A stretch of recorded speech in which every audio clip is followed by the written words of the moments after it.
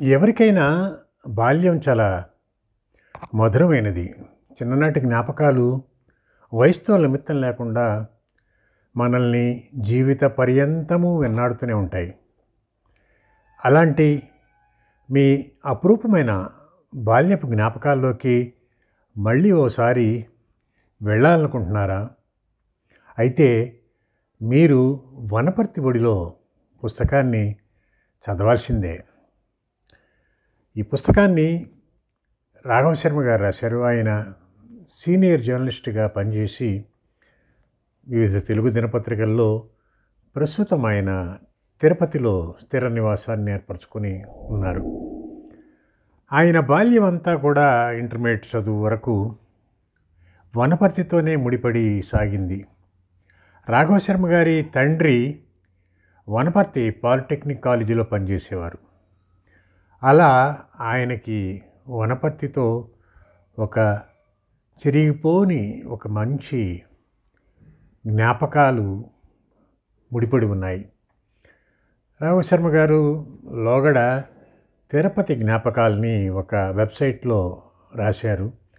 వాటిని చదివిన మిత్రులు వనపర్తితో జ్ఞాపకాలని కూడా మీరు ఎందుకు రాయకూడదు అని చెప్పి అడిగినప్పుడు ఆయన ఈ జ్ఞాపకాలని అదే వెబ్సైట్లో ఒక సిరీస్గా రాసుకుంటూ వచ్చారు. అలా ఒక 25 నుంచి 30 లోపు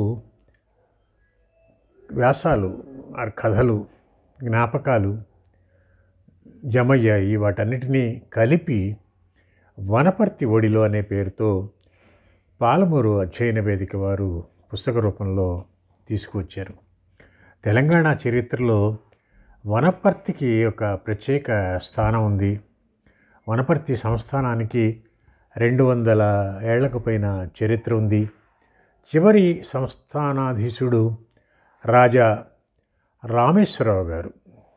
బాల్యంలో ఆ రాజా రామేశ్వరరావు ఎలా ఉండేవారో రాఘవ శర్మ గారికి చూసినటువంటి జ్ఞాపకము. దసరా ఉత్సవాల సందర్భంగా వనపర్తి ఆ రాజా ప్యాలెస్ నుంచి మెట్ల మీదుగా హుందాగా నడుచుకుంటూ వచ్చినటువంటి జ్ఞాపకాలని కూడా ఈ రచయిత నెమరు వేసుకున్నారు. సంస్థానానికి సంబంధించి, అలాగే ప్యాలెస్ కంటే కూడా ముందు నాటి ఒక పురాతన గుండుబావి గురించి 5-6 అధ్యాయాల్లో మనం చాలా వివరంగా కళ్ళకు కట్టించారు ఈ పుస్తక రచయిత. సంస్థానంతో పాటు ఆ రోజుల్లో కొట్నీస్, బాగా ప్రసిద్ధుడైనటువంటి వనపర్తి కొట్నీస్గా డాక్టర్ బాలకృష్ణయ్య ఉండేవారు. బాలకృష్ణయ్య లాంటి డాక్టర్లు ఇప్పటికైనా ఊరికి ఒక్కళ్ళు ఉన్నా కూడా పేదల ఆరోగ్య సమస్యలు చాలా వరకు పరిష్కారం అవుతాయేమో అనిపిస్తూ ఉంటుంది. ఆయన పేదలకి దగ్గర ఏమీ డబ్బులు తీసుకునేవాడు కాదు. మళ్ళీ ఇంటికి వెళ్ళడానికి డబ్బులు లేవంటే తన ఎదురు డబ్బులు తీసి జేబులో పెట్టి మందులు కూడా తనే ఇచ్చి పంపించేటువంటి ఒక ఉదార స్వభావం ఆయనలో ఉండేది. ఎవరైనా రాత్రి వేళ వచ్చినా కూడా అది రేయింబవళ్ళు ఆయన వైద్యం చేస్తూ వచ్చేవారు. ఆయన సాహిత్య అభిమాని కూడా. సాహిత్యంతో మంచి సన్నిహితమైనటువంటి అభిరుచి ఉండేది. శ్రీశ్రీ మెడ్రాసులో ఉన్నప్పుడు అప్పులు పెరిగిపోయి ఆయన ఇల్లు వేలానికి వచ్చిందని చెప్పి పత్రికల ద్వారా తెలుసుకున్నటువంటి డాక్టర్ బాలకృష్ణయ్య గారు ఊళ్ళో డొనేషన్స్ని వసూలు చేసి శ్రీశ్రీ దంపతుల్ని వనపర్తి రప్పించి ఆ సభలో ఆయనకి ఆ రోజుల్లో 80ల్లో 25 రూపాయల పర్సుని ప్రజెంట్ చేశారు. శ్రీశ్రీ ఆ సభలో అన్నారట, ఇది జ్ఞానపీఠ కంటే, నోబెల్ పురస్కారం కంటే ఒక గొప్ప అవార్డుగా నేను దీన్ని భావిస్తాను అని చెప్పి.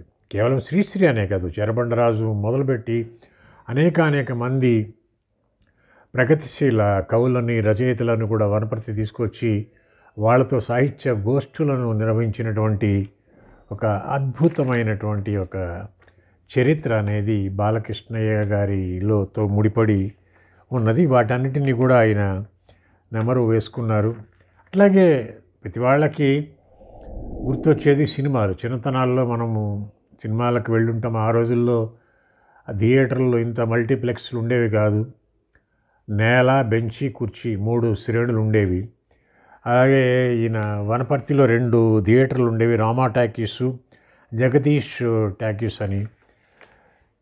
రాఘవశర్మ గారి మదర్ విమలాదేవి గారు ఎప్పుడైనా తను డబ్బులు ఆదా చేసుకుని భద్రపరుచుకునేది. బహుశా ఈయనకి కొడుక్కి సినిమాలకి ఇవ్వటం కోసమే వాటిని ఆవిడ భద్రంగా పెట్టుకునేదేమో అని రాఘవశర్మ గారు భావిస్తూ ఆ తల్లి ఇచ్చిన ఒక ₹1 తీసుకుని ఇంట్లో పెద్దవాళ్ళకి తెలియకుండా, తండ్రికి వాళ్ళకి తెలియకుండా సినిమాకి వెళ్ళి వస్తూ ఉండేవారు. ఆ రోజుల్లో 40 పైసలు నేల టికెట్టు. 40 పైసలు పెట్టి ఆ టికెట్ కొనుక్కుని ఒక 10 పైసలు పెట్టి పల్లీలు తీసుకుని పల్లీలు తింటూ ఆ సినిమాని చూసినటువంటి స్నేహితులతో కలిసి సినిమాను చూసినటువంటి ఆ జ్ఞాపకాలన్నీ కూడా చాలా అద్భుతంగా చక్కగా వీటిల్లో ఆయన విడమర్చి చెప్పారు. ప్రొఫెసర్ జి హరగోపాల్ గారు, అట్లాగే ప్రసిద్ధ చరిత్ర పరిశోధకులు ఉకులాభరణం రామకృష్ణ గారు ఈ పుస్తకానికి పరిచయ వాక్యాలు రాశారు. అది పుస్తకం విలువని, శోభని మరింత పెంచింది.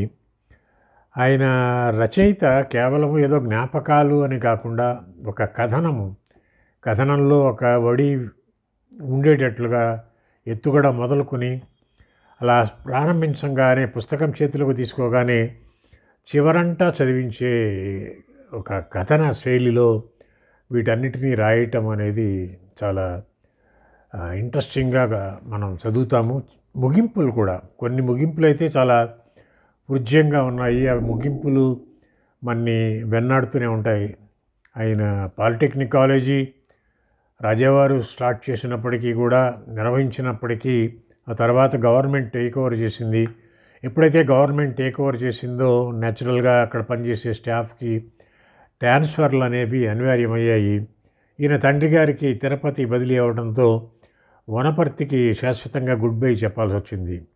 చిన్నప్పటి నుంచి బాగా ముడిపడిపోయినటువంటి వనపర్తికి శాశ్వతంగా దూరం కావటం అనేది ఎంత బాధాకరమో మనము ఆ వనపర్తిని విడిచి వెళ్ళేటువంటి ఆ సన్నివేశాన్ని చదివితే మనకు అర్థమవుతుంది. ఆ రాత్రి పూట వనపర్తి నుంచి తిరుపతికి బయలుదేరిన ఆ రైలు ప్రయాణాన్ని గురించి చాలా చక్కగా ఆయన రాఘవశర్మ గారు దీంట్లో విడమర్చి చెప్పారు.